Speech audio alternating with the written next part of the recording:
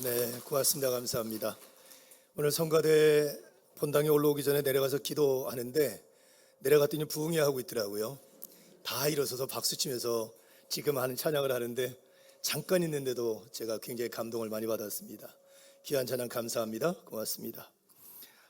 오늘부터 몇 주간 믿음이라고 하는 주제를 가지고 좀 시리즈로 설교를 하려고 합니다. 다시 믿음으로.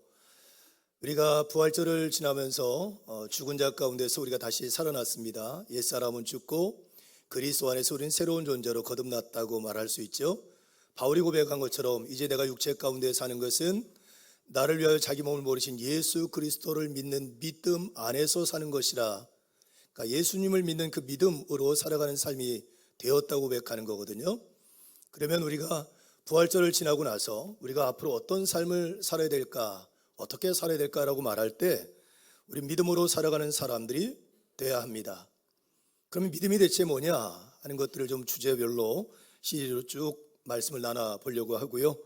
여러분들이 이미 제가 말씀을 나눴던 부분들이 있어서 예전 말씀 전해둔 것들 기억하면서 여러분들에게 더 큰 은혜가 됐으면 좋겠다 생각이 들고, 여러분들의 믿음이 다시 더 구체적으로 세워지고 회복되고 더 충만해지고 더 뜨거워지는 그런 놀라운 역사가 임할 수 있기를 주님의 이름으로 축원합니다. 사람은 살아가면서 다양한 믿음을 가지고 살아갑니다. 그리고 자기 자신이 가지고 있는 믿음의 영향을 받습니다. 그래서 우리가 어떤 믿음을 가지고 있느냐에 따라서 우리의 인생의 방향이 달라질 수도 있고, 우리 인생이 행복할 수도 있고 불행할 수도 있고 성공할 수도 있고 실패할 수도 있다고 생각을 합니다. 돈을 믿는 사람은 돈을 쫓아 살고요, 명예와 권력과 세상적 성공을 믿는 사람들은 그것을 따라 살고요, 외모를 믿는 사람들은 외모의 화려함을 따라 살아갑니다. 사람은 자기가 믿는 쪽을 향해 살아갈 수밖에 없죠. 미운 오리 새끼 안드레센 동화집 알고 계시죠? 오리가 된 백조 이야기입니다. 장난꾸러기가 백조 둥지에서 알을 훔쳐다가 오리 둥지에 놓고 거기서 부화를 하죠.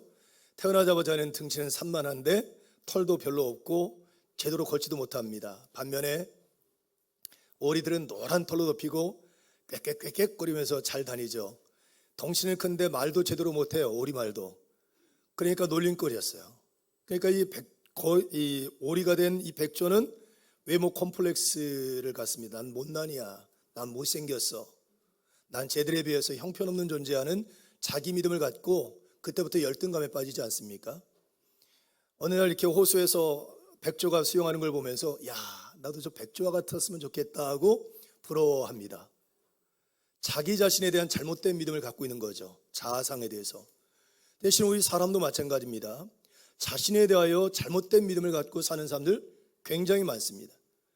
자기는 아무것도 아닌 존재, 무의미한 존재, 무가치한 존재, 세상에 짐이 되는 존재, 열등감, 자기 비하, 그래서 스스로를 불행하게 만들거나 불행한 삶을 살아가는 존재들이 의외로 많습니다.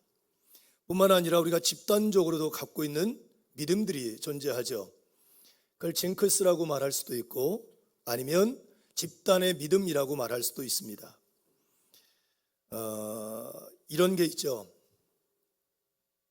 13일의 금요일, 서양 사람들은 그날을 불길한 날로 여깁니다. 왜냐하면 예수님이 십자가에 못 박혀 돌아가신 날이기 때문에. 반면에 동양에서는 어떨까요? 동양에서는 4라고 하는 숫자를 불길한 숫자로 여깁니다. 왜냐하면 죽을 숫자가 연관되어 있어서 그렇습니다. 시험 보는 날 미역국 먹으면 안 되고 바나나 먹으면 떨어진다. 까마귀 올면 재수 없다. 아침에 첫 손님이 외상 걸면 그날 하루 장사 망친다. 이런 것들이죠. 이건 집단적으로 갖고 있는 믿음입니다.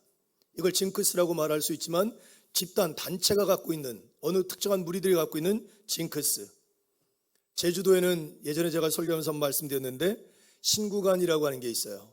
이게 뭐냐면 대한 이후 5일째부터 입춘 3일 전까지 그 일주일 기간, 그걸 신구간이라고 하는데 이 땅에 1만 8천 말이라 해야 되나? 1만 8천의 귀신들이 있답니다. 근데 이제 이때가 되면 옥황상제한테 다 올라가는 거예요. 그래서 1년 동안, 지난 1년 동안 자기들이 한 일들을 다 보고한답니다. 옥황상제가 그들 듣고 넌 잘했으니까 이쪽으로 자리 옮기고 넌 못했으니까 저쪽으로 좌천 가고 이 자리 바꿈을 하는 시간이 신구간인 거예요. 그래서 이 땅에 뭐가 없어요? 귀신이 아무도 없는 거예요. 그때 집을 고치고 이사를 하면 여러분 손을 안 탄다, 동티가 안 난다 그래가지고 그때만 샥샥샥 하는 거예요. 심지어 교회 다니는 분들도 이사 날짜를 잡으면 다 신구간에 잡는 거예요.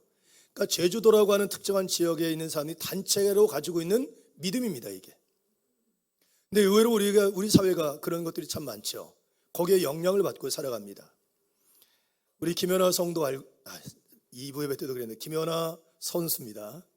김연아 씨가 우리 교회 오실라나 자꾸 성도 그러는지 모르겠어요. 김연아 선수를 생각해 보면 이분은 경기에 나가기 전에 항상 루틴이 어떠냐면 자기가 몸을 푸는 순서가 있대요. 그 순서대로만 해야 경기에 나가서 다치지 않고 좋은 성적 낼 수 있다고 하는 믿음을 갖고 있어서 꼭 그 루틴을 지킨다는 거예요. 이건 개인이 갖고 있는 믿음입니다. 자기 어떤 특정한 습관에 대해서 내가 이렇게 할 때 잘 돼라고 하는 믿음인 거죠. 여러분 굉장히 다양한 믿음들을 여러분 갖고 있습니다. 그 믿음에 영향을 받죠. 자, 오늘 교회 오실 때 걸어오신 분도 계시겠지만 차를 타고 오신 분들 계실 거예요. 교회 예배 시간이 있으니까 여러분 교회 예배 시간에 듣지 맙시다. 알았죠? 10시 50분까지 오셔서 기도하고 준비하셔야 돼요. 왜 아멘 아멘도 안 하세요? 늦지 마세요. 계산할 때 11시로 계산하지 말고 10시 50분으로 계산하셔야 돼요. 내가 집에서 몇 시에 출발해야 10시 50분에 도착하나. 일반적으로 다 계산을 하죠. 그래서 그 적당한 딱 이제 이때 되면 도착하겠구나 그 생각을 갖고 이제 여러분 출발합니다. 여러분 그 단순한 계산도 믿음이 있어야 가능한 거예요. 내가 예전처럼 똑바로 걸어서 지난주처럼 똑같은 걸음으로 갈 수 있다는 믿음이 있어야 그게 계산이 가능한 거고요. 내가 운전을 해서 내가 예전과 똑같이 그 시간에 갈 수 있다는 믿음이 있어야 그게 계산이 가능한 거예요. 그게 믿어지지 않으면, 그 믿음이 없으면 계산이 불가능해요. 그러니까 언제 출발해야 될지, 내가 이때 출발하면 도착할지 모든 게 불확실한 상황이 되는 겁니다. 따지고 보면 사소하지만 모든 것들 속에는 믿음이라고 하는 것이 존재해요. 여러분 나라도 마찬가지입니다. 국가도 마찬가지. 우리가 살고 있는 시대를 신용사회라고 그러거든요. 여러분 신용사회라는 말이 뭐냐면 개인이나 기업, 기관 등 사회 구성원들이 서로에 대한 믿음과 신뢰를 기반으로 관계를 맺고 거래하는 사회를 신용사회라고 해요. 그러니까 상대방이 약속을 지킬 것이다라고 하는 믿음을 갖고 사회가 운영되는 거죠. 그래서 지금 우리 사회가 신용거래가 되게 많지 않습니까? 온라인 거래. 그렇죠? 믿고 물건을 보내주고 이런 것들이 가능하고, 그 다음에 신용카드나 또 대출 뭐 이런 것들이 이제 일어나고 있는 거죠. 근데 만약에 이것이 신뢰가 깨어지면, 서로 믿을 수 없다면 여러분 사회가 멈추고 국가의 근간이 흔들리는 심각한 문제에 빠질 수 있습니다. 한 가지 예를 들어볼까요? 뱅크런이라고 들어보셨습니까? 뱅크런.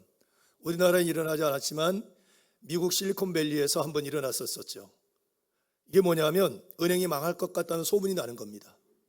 그러면 빨리 은행이 망하면 내 돈을 못 찾으니까 은행 망하기 전에 먼저 가서 내 돈을 찾아야 되는 거예요. 이거 뱅크런이에요. 그러니까 소문이 나서 그 은행을 믿을 수가 없으면 사람들이 달려가서 내 돈을 이제 찾아내는 겁니다. 근데 은행이 가지고 있는 현금이 제한적이니까 모든 사람들이 그 예금을 인출해 줄 수 없는 거예요. 어느 순간 되면 더 이상 예금을 내어줄 수가 없어. 그러면 유동성 위기가 오고 결국 부도가 나는 거예요. 근데 은행이 만약에 무너지면 은행 하나로 무너지는 게 아니라 국가 전체가 여러분 신용 위기에 빠지고 경제 위기에 빠지고 심각한 문제가 생길 수 있는 거죠. 은행을 믿지 못하면 생기는 일들입니다. 이만큼 여러분 우리가 일상의 삶을 살아가는 데 있어서 신용, 믿음이라고 하는 것이 정말 중요하다 하는 거죠. 여러분 그렇다면 우리 그리스도인들에게는 믿음은 어떤 것일까? 여러분 모든 종교는 믿음이 있습니다. 그렇죠? 모든 종교는 믿음이 있습니다. 그럼 우리 기독교는 믿음이 어떤 믿음이어야 될까? 우리가 무엇을 믿어야 될까? 어떤 믿음이어야 될까 하는 거죠. 여러분 우리 기독교를 눈에 그 학자들이 가나안의 종교를 눈의 종교라고 그러고 야훼 하나님을 믿는 종교를 귀의 종교라고 그럽니다. 왜냐하면 가나안 땅에 있는 바알과 아세라 신은 황금 송아지로 만들고 아세라 목상으로 만들어서 눈으로 볼 수 있었잖아요. 그게 굉장히 좀 체감적인 겁니다. 몸으로 느끼고 이런 것들을 해서 그 종교 제의가 진행된다면 야훼 하나님을 섬기는 그 종교는 귀의 종교, 하나님이 말씀하셔서 귀로 듣는 종교, 그래서 말씀의 종교라고 그래요. 귀의 종교라고 그럽니다. 그럼 여러분, 귀의 종교는 곧 말씀의 종교라고 말할 수 있는데 말씀의 종교라는 게 결국 뭡니까? 로마서 말씀 들어보면 믿음은 들음에서 나오고 들음은 하나님의 말씀으로부터 온다라고 하면, 여러분, 말씀의 종교라고 하는 것이 결국 기독교는 믿음의 종교예요. 뭐를 통해서? 하나님의 말씀에 근거한 믿음. 우리 기독교는 믿음의 종교입니다. 다른 그 어떤 종교보다도 철저하게 믿음의 종교라고 말할 수 있습니다. 그럼 무엇을 믿는 것입니까? 어떤 믿음입니까? 이게 정말 중요하죠. 저는 오늘 그 답을 오늘 주신 말씀을 통해서 찾아보려고 합니다. 오늘 히브리서 11장 6절의 말씀은 예전에 제가 이 본문을 가지고 말씀을 전했고, 아마 여러분 그 말씀을 같이 꺼내서 기억하면서 이 말씀을 들었으면 좋겠어요. 여러분들의 믿음이 더 분명해지고 견고해졌으면 좋겠다는 생각을 갖습니다. 여러분, 우리가 믿음에 있어서 가장 중요한 첫 번째 요소가 뭐냐면 하나님이 살아계시고 그분이 우리와 함께 하신다는 사실을 믿는 겁니다. 이게 믿음의 가장 중요한 요소이고 기본적인 요소라고 하는 거예요. 누군가가 여러분들에게 묻습니다. 야, 너 교회 다니지? 너 교회에서 뭘 믿어? 야, 기독교가 믿음의 종교라는데 대체 뭘 믿는 거야? 어떤 믿음이야? 라고 물어봤을 때 여러분 뭐라고 말씀하시겠습니까? 여러분 뭘 믿습니까? 하나님? 어떤 하나님이요? 허수아비 하나님? 죽은 하나님? 아니 어떤 하나님? 네, 그 답을 정확하게 갖고 있어야 됩니다. 히브리서 기자는 살아계셔서 지금도 우리와 함께 하신 하나님, 이것을 믿는 것이 믿음의 가장 중요한 요소라고 하는 거예요. 저는 여러분들이 이 믿음을 회복할 수 있기를 주님의 이름으로 축복합니다. 여러분, 이 말씀이 지금 우리 시대에는 당연한 것으로 여겨져요. 여러분들에게 하나님 살아계신 거 믿으시죠?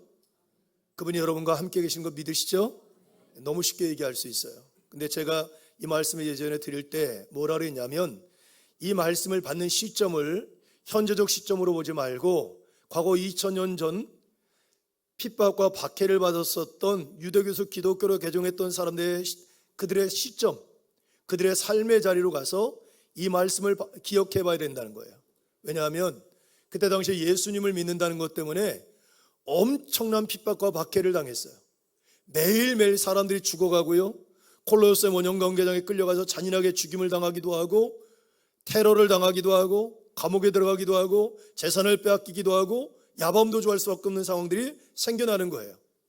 하나님이 계시다면, 하나님이 살아계시다면, 하나님이 우리와 함께 계시다면 도저히 일어나서는 안 되는 일, 일어날 수 없는 일들이 매일매일 일어나는 거예요. 그러면 여러분, 그들의 입장에서는 야, 정말 하나님 계신가? 하나님이 살아계신가? 하나님 우리와 함께 계시는가? 하나님이 계시다는데 어떻게 이런 일이 내 삶에, 우리가 살고 있는 이 사회에 계속 반복해서 일어나는가? 신앙적인 회의가 들고 갈등이 생기고, 어떤 사람들은 실족하는 사람들도 생기겠죠. 배교하는 사람들이 생기는 거예요. 믿음을 버리고 신앙을 포기하는 사람들. 그런 시대의 그들에게 지금 히브리서 기자는 뭐라고 말하냐면, 여러분 믿음이 무엇입니까?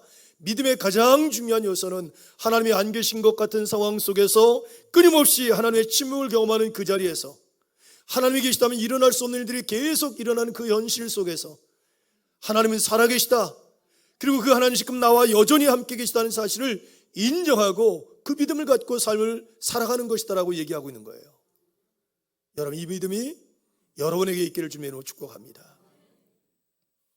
여러분, 이제 교우들 만나서 이런저런 얘기를 하다 보면 우리가 예수 믿는다고 해서 고난이 없는 건 아니죠. 우리가 예수 믿어도 사고를 당할 수도 있고, 질병에 걸릴 수도 있고, 사업을 망할 수도 있고, 경제적 어려움을 겪을 수도 있고, 가정에 어려운 일들이 생길 수 있습니다. 당연하죠. 그럴 때 여러분들은 어떤 믿음이십니까? 이 믿음의 고백을 드릴 수 있나요? 간혹 많은 분들이 거기에서 실족합니다. 하나님에 대해서 실망하고 하나님의 존재에 대한 물음표를 갖고 신앙이 흔들려서 믿음의 자리를 이탈하는 경우들이 많아요. 하나님의 존재 자체를 인정하지 못하고 그 믿음이 무너져 버리는 경우들 종종 봅니다. 반면에 어떤 사람들은 그런 고난의 자리에서 여전히 그 믿음을 갖고 그 고난을 이겨내고 그 믿음으로 견뎌내는 사람들도 존재하죠. 전 여러분들이 후자와 같은 분이 될 수 있기를 주님의 이름으로 축복합니다. 여러분, 오늘 말씀에 근거해서 제가 여러분들에게 질문할 텐데 큰 목소리로 답해 주셨으면 좋겠어요.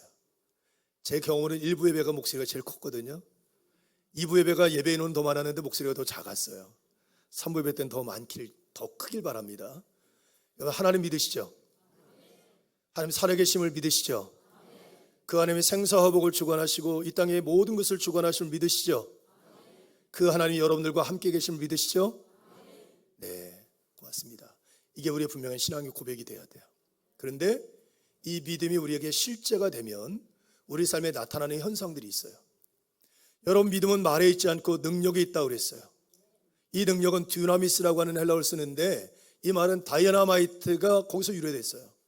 산을 무너뜨릴 만큼 엄청난 파워, 힘이 있는 것이 믿음이라는 거예요. 여러분, 믿음은 말에 있잖아요. 그래서 예수님이 그러시죠. 할 수 있거든요. 무슨 말이냐? 믿는 자에겐 능치 못함이 없다라고 말씀하셨어요. 믿음의 능력이 있습니다. 여러분, 제가 이것도 설교하면서 한번 예화를 드리는데 중력의 법칙 알고 계시죠? 모든 무게를 가진 것은 다 떨어지게 되어 있습니다. 중력의 법칙이 있고요. 또 양력의 법칙이 있어요. 그렇죠? 무게 있는 것은 떨어지기도 하지만 나르는 힘도 있고요. 그 다음에 모든 무게 있는 것은 물에 가라앉지만 부력이라는 게 존재해서 배가 뜹니다. 근데 만약에 내가 중력만 믿어요. 눈에 보이지 않지만. 그럼 비행기 탈 수 있습니까? 배 탈 수 있나요? 못하죠. 왜냐하면 다 떨어지니까. 근데 눈에 보이지 않지만 여러분들은 중력도 믿고 부력도 믿고 그리고 양력도 믿어요. 그러니까 비행기도 타고 배도 타는 거예요. 그렇죠? 왜냐하면 눈에 보이지 않지만 능력이 힘이 있는 걸 아니까. 여러분, 돈 좋아하시죠? 네. 이왕에 맞을 벼락이면 돈벼락을 맞게 해달라고 누가 그러던데, 여러분 돈 좋아하죠? 돈을 좋아하는 이유가 뭐냐면 돈이 가지고 있는 능력 때문에 그렇습니다. 돈이 가지고 있는 능력이 뭐죠? 구매력이에요. 구매력. 지금 터키 같은 경우에는 인플레이션이 너무 심해가지고 정확한지 모르겠습니다만 컵라면 하나 사 먹으려면 5천만 원 돈을 가지고 와야 된다고. 네? 예, 이렇게 단위가 그렇다는 거예요. 그러니까 그만큼 구매력이 떨어졌다는 거죠. 근데 만약에 이 돈이 구매력을 점점 잃어버려서 그것이 아무것도 살 수 없게 되면 휴지와 똑같은 겁니다. 근데 그게 눈에 보이지 않지만 구매력, 뭔가 물건을 살 수 있는 능력이, 힘이 그 안에 있기 때문에 우리는 돈을 좋아하는 거고 돈을 필요로 하는 거고 돈의 쓰임새가 있는 거겠죠. 여러분, 마찬가지예요. 믿음도 눈에 보이지 않지만 믿음에 뭐가 있다? 능력이 있다는 거예요. 이 능력은 단순하게 믿음에 있는 게 아니라, 여러분 할 수 있거든요. 무슨 말이냐? 믿는 자에게 능치 못함이 없다라고 말씀하신 그 예수님, 우리가 믿는 하나님, 살아계시고 우리와 함께 하고 계시고 생사화복을 주관하시고 세상 모든 만물을 주관하시는 하나님, 전지하시고 전능하신 그 하나님, 그 하나님을 믿는 그 믿음, 그분을 믿는 믿음이 우리에게 능력이 된다는 거예요. 왜? 그 믿음으로 누가 일하셔서? 그 하나님이 일하시기 때문에. 우리가 이 믿음을 실제하게 되면 우리 삶에 놀라운 변화가 일어나는데 두 가지가 있습니다. 첫째는요, 평강의 삶을 살고 그리고 담대한 삶을 살아갈 수 있습니다. 평강함과 담대함. 여러분, 구약의 가장 신실한 믿음의 사람을 뽑아보라면 내 마음에 합한 자라 칭찬되었던 다윗일 겁니다. 다윗이 그런 얘기를 해요. 시편 23편에 내가 사망의 음침한 골짜기를 다닐지라도 해를 두려워하지 않은 것은 주께서 나와 함께 하심이라. 사망의 음침한 골짜기를 다녀도 두려워하지 않고 담대하고 평안한 마음을 누릴 수 있다는 거예요. 왜? 하나님이 나와 함께 하신다는 믿음을 소유했기 때문에.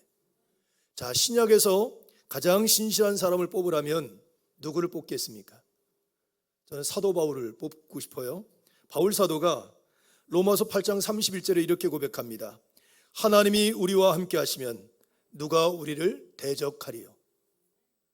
사도 바울은 하나님이 나와 함께 하시면 무섭지 않다, 두렵지 않다고 얘기하는 거예요. 죽음 앞에서, 사망의 앞에서, 사망아 내가 어디 있느냐, 죽음아 내가 쏘는 게 어디 있느냐 당당하게 대적할 수 있는 이유 뭐냐면, 사도 바울은 임마누엘, 하나님이 나와 함께 하신다는 믿음을 분명히 가졌기 때문에 그렇습니다. 그 하나님은 내가 삶과 죽음, 이 땅에 살아가는 모든 것들을 주관하시는 분이시기 때문에 죽음조차도 두려워하지 않는 용기가 생길 수 있다는 거예요. 여러분, 우리가 이 믿음을 소유했을 때 이런 실제적 변화가 나타날 수 있습니다.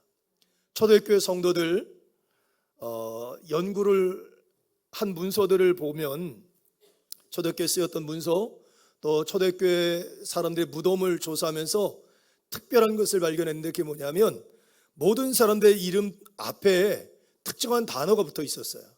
그 단어가 뭐냐면 디테디오스라고 하는 헬라어였어요. 디테디오스 바울, 디테디오스 디모데, 디테디오스 베드로, 디테디오스 요셉, 이렇게. 디테디오스가 뭘까 하고 봤더니 그 뜻이 뭐냐면 결코 염려하지 않는, 결코 두려워하지 않는, 이런 뜻이에요. 그리스도인들이란, 하나님 믿는 사람들이란 결코 두려워하지 않는 사람들이라는 거예요. 결코 염려하지 않는 사람들이라는 거예요. 왜? 내 삶이 부족한 게 없어서? 아니요. 살아계시는 하나님이 나와 함께 하시다는 믿음을 소유했기 때문에 더 이상 두려워하거나 염려하지 않는 거예요. 제가 신방을 하면서, 요즘에 이제 대신방 기간이니까 한 분 한 분 저랑 개인적 면담도 하고 살아온 이야기도 듣고 기도 적금 나누고 또 기도하는 시간을 갖습니다. 많은 분들이 이제 기도 제목을 내어놓는데 그 기도 제목 가운데 이런 내용들이 많아요. 목사님, 제가 좀 나이가 들어서 앞으로 어떻게 될지 모르는데 그때 건강하게 이렇게 치매 같은 거 걸리지 않고 자녀들에게 짐이 되지 않도록 잘 건강히 지내다가 천국으로 이사 갈 수 있도록 기도해 주세요. 이렇게 기도하시는 분들 되게 많으세요. 당연한 기도 제목이라고 생각을 해요. 근데 그 안에 담겨져 있는 것 가운데 하나가 뭐냐면 미래 내가 어떻게 될지 모른다는 불확실함에 대한 두려움이 있어요. 그 안에. 그렇죠? 미래 내가 어떨 것이라고 확신이 있으면 그런 걱정은 필요 없죠. 근데 여러분 생각해 보십시오. 우리가 믿는 믿음 가운데, 우리가 믿는 하나님에 대하여 가지고 있는 믿음 가운데 에베네셀의 하나님, 나의 나된 모든 것들이 하나님의 은혜예요. 지난 과거의 모든 것이 하나님이 하셨어요. 믿으시죠? 임마누엘, 지금 살아가는 이 모든 삶도 누가 주관하세요? 하나님이 주관하시고 그분의 은혜 가운데 살고 있음을 고백하고 믿어요. 그러면 앞으로 미래는 여호와 일의 하나님, 예비하시고 공급하시는 하나님에 대한 믿음이 있단 말이에요. 왜 목소리가 다 죽어가요? 믿으시죠? 그러면 여러분, 우리가 어떻게 달라져야 되냐? 미래에 대해서 하나님이 안 계신 것처럼 불안하고 걱정할 게 아니라 하나님이 다 나에게 가장 좋은 것을 예비하시고 선한 길로 이끌어 가신다는 믿음의 고백을 갖고 이렇게 해야 돼요. 목사님, 제가 미래에 하나님이 이렇게 해주실 줄 믿습니다. 그런데 제 안에 불안함이 있습니다. 제가 하나님에 대한 온전한 믿음을 갖고 담대함으로 내일에 대해서 불안하고 걱정하는 게 아니라 하나님의 행하실 일에 대한 기대와 소망을 갖고 믿음으로 매일매일의 삶을 잘 살아갈 수 있도록 제게 더 큰 믿음을 주시라고 기도해 주세요. 제가 이렇게 설교를 하면 다음 주부터 신방 받는 분들 기도 제목을 싹 바꿔가지고 또 그렇게 하시는 거 아니에요? 그렇게 안 하셔도 돼요. 그냥 편안하게 얘기하셔도. 근데 제가 이 말씀을 드린 건 뭐냐면, 왜 우리는 입술로 하나님이 모든 것을 주관하신다, 생사와 복을 주관하신다, 우리 삶을 주관하신다, 그분이 나와 함께 하신다, 나는 걸 믿는다라고 하면서 왜 하나님이 안 계신 것처럼 여전히 내일을 걱정하고 미래를 걱정할까? 왜 불안해할까? 왜 염려할까 하는 거예요. 왜 그걸 믿는 하나님께 맡겨드리고 그분이 하실 일을 신뢰하고 나는 내 자리에서 믿음으로 삶을 살아가는 일에 집중하는 일에 왜 실패할까 하는 거예요. 여러분, 우리가 이 실제적인 믿음을 소유할 수 있어야 돼요. 믿음은 말에 있는 게 아니라 능력에 있어요. 제가 여러분에게 다시 한번 질문하겠습니다. 답해 보시기 바랍니다. 여러분, 하나님 살아계신 거 믿으시죠? 그분이 여러분과 함께 하심을 믿으시죠? 그분이 우리 생사복을 주관하심도 믿으시죠? 그분이 이 땅의 모든 것들을 주관하시는 주권자이심을 믿으시죠? 그러면 여러분 용기를 가지세요. 왜냐하면 그분이 나와 함께 계시잖아요. 인생의 문제 있을 수 있어요. 인생의 어려움 있을 수 있습니다. 그러나 걱정하지 마십시오. 누가 함께 계세요? 문제보다, 여러분의 삶에 만나는 어려움보다 더 크고 더 위대하고 더 능력 있으신 분이 나와 함께하고 계세요. 그래서 초대교회 성도들처럼 결코 염려하지 않고 결코 두려워하지 않는 삶을 살아가신 여러분 모두가 될 수 있기를 주님의 이름으로 축복합니다. 자, 두 번째는 의로운 삶을 살아갈 수 있다고 하는 거예요. 의로운 삶. 여러분, 우리가 하나님이 살아계시다 하는 믿음을 소유하게 되면 우리가 가지고 있는 정서적인 느낌이, 정서적인 감정이 제일 먼저 생기는 게 딱 하나 있어요. 제가 뭐라 그랬었죠? 설교하면서 예전에 경외감, 경외감, 경외하는 마음. 여러분, 이 경외라는 말이 하나님을 두려워하고 존경하는 마음이에요. 거룩한 두려움이라고 말할 수 있어요. 하나님을 몰랐을 때, 하나님이 살아계시다, 하나님 내 삶의 생사복을 주관하신 분이시고 그분이 나와 함께 계시다, 이런 것에 대한 믿음이 없을 때는 하나님을 무서워하거나 신경 쓸 일이 없었어요. 근데 그분이 살아계셔, 나와 함께 계시고 그분이 내 생사복을 주관하신 분임을 믿게 되니까 그분에 대한 거룩한 두려움이, 경외하는 마음이 내게 생기는 거예요. 이게 당연하다는 거예요. 시편 14편에 보면 하나님께서 다윗을 통해서 우리에게 굉장히 도전적인 말씀하세요. 시편 14편 1편에 이렇게 1절에 이렇게 얘기합니다. 어리석은 자는 그 마음에 이르기를 하나님이 없다 하도다. 그들은 부패하고 그 행실이 가증하니 선을 행하는 자가 없도다. 하나님이 없다, 하나님이 있긴 어디 있어, 그러니까 하나님에 대한 믿음을 안 가진 거죠. 이런 사람들은 그들의 행실이 가증하고 선을 행하는 자가 없다. 그러니까 하나님을 의식하고 사는 삶이 아니라 자기가 하고 싶은 대로 욕망 따라서, 생각 따라서, 마음 따라서 자기 인생을 그렇게 살아간다는 거예요. 그런데 5절에 뭐라고 말하냐면, 그러나 거기서 그들은 두려워하고 두려워하였으니 하나님이 의인의 세대에 계셨습니다 하는 말씀이 있어요. 그 하나님의 존재를 부인하고 선한 삶을 살지 않았던 사람 무리 속에 하나님의 존재를 인정하고 그 믿음을 소유하면서 거룩한 두려움, 경외감을 갖고 있는 이들이 있다는 거예요. 그들이 누구라고요? 의인이라는 거예요. 의인. 여기서 말하는 의인은 ጼ데크예요. ጼ데크. 하나님이 정해놓은, 하나님이 인정하시는 그 삶을 살아가는 것.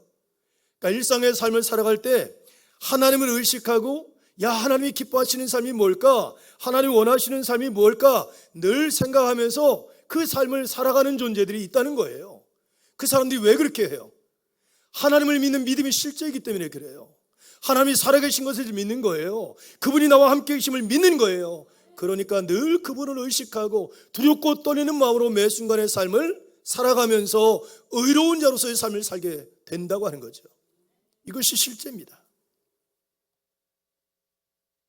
지금 우리가 살고 있는 이 시대에 여러분들은 어떠신지요?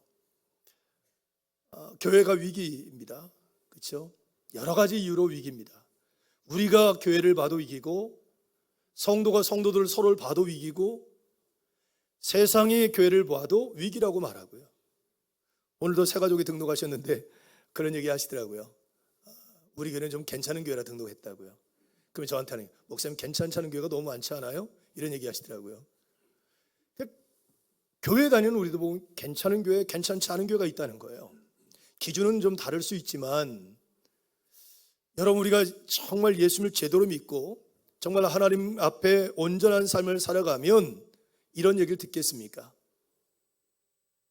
근데 실제 우리가 하나님을 믿는다고 말하지만 하나님을 허수아비처럼 여기거나 하나님이 안 계신 것처럼 살아가는 사람이 너무 많은 거예요.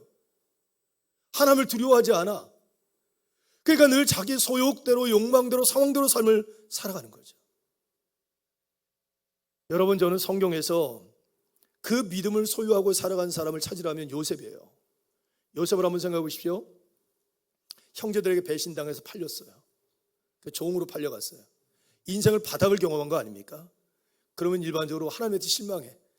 그리고 형들도 하나님 믿는 사람들이었잖아요. 야, 하나님 믿는 사람이 뭐 졌다구냐, 나 절대 했는지 앞으로 하나님 안 믿을 거야. 내 두 번 다시 내 이름에 하자 올리나 봐라 뭐 그러면서 딱 발을 끊을 수도 있고요. 또 하나님에 대해서 실망해가지고, 그렇죠? 나 이제 하나님 안 섬길 겁니다, 나를 이렇게 비참한 골에 빠지게 그냥 버려두다니요 하고 절망할 것 같아요. 근데 여러분, 그런 요셉에게 보디발의 아내가 유혹하잖아요. 그때 보디발의 아내가 야 여기 너하고 나밖에 없다 그래요. 그때 요셉이 뭐라 그럽니까? 내가 하나님 앞에서 어떻게 이 불의한 일을 행할 수 있습니까? 라고 얘기해요. 요셉은 뭘 믿고 있죠? 하나님이 지금 여기 나와 함께 계시다는 믿음을 가진 거예요. 인생의 바닥 가장 비참한 시간을 겪고 있는데, 그 불행한 시간인데도 불구하고 여전히 요셉은요 하나님이 나와 함께 계심을 믿어요. 그러니까 여러분, 유혹이 와도 넘어가지 않고 그 하나님을 기억하고 의로운 삶, ጼ데크의 삶을 살아내는 거예요. 이게 여러분 믿음의 실제라고 생각해요.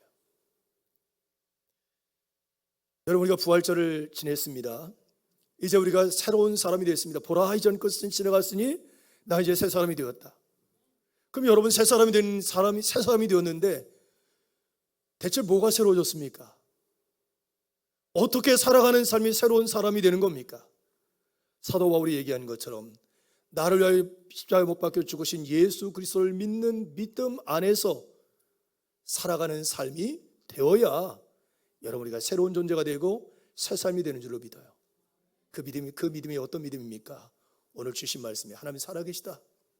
그리고 그 하나님 지금 나와 함께하고 계시다. 그리고 그 하나님은 생사복을 주관하시는 전지하시고 전능하신 하나님이시다. 이 사실에 대하여 여러분 결코 흔들리지 않고 삶이 어렵고 힘든 게 올 때, 또 형통할 때 물어나고 이 믿음을 소유하고 이 믿음을 갖고 삶을 살아낼 수 있는 저와 여러분 모두가 될 수 있기를 주님의 이름으로 축복합니다. 기도하겠습니다.